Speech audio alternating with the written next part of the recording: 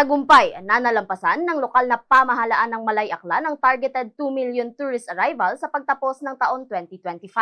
Nakatala ang Malay Boracay Tourism Office ng kabuuang 2,155,217 na foreign and local tourists na bumisita sa Boracay mula January hanggang December 2025.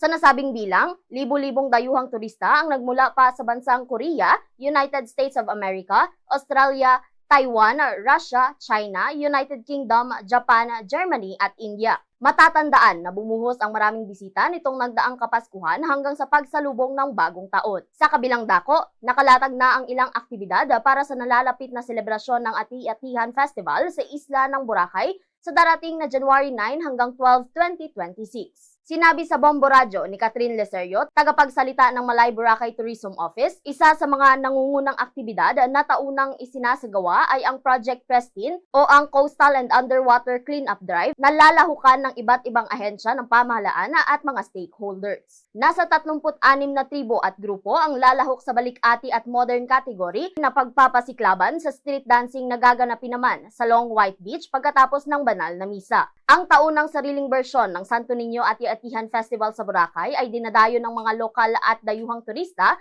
mula sa iba't ibang panig ng bansa. We will be celebrating it on January 9 hanggang January 12.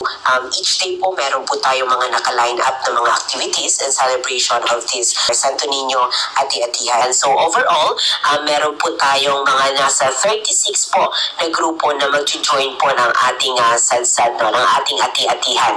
Si Catherine Leserio, tagapagsalita ng Malay Boracay Tourism Office sa kanyang naging pahayag.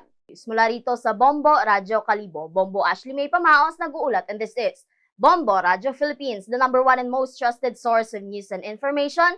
Basta Radyo. Bombo!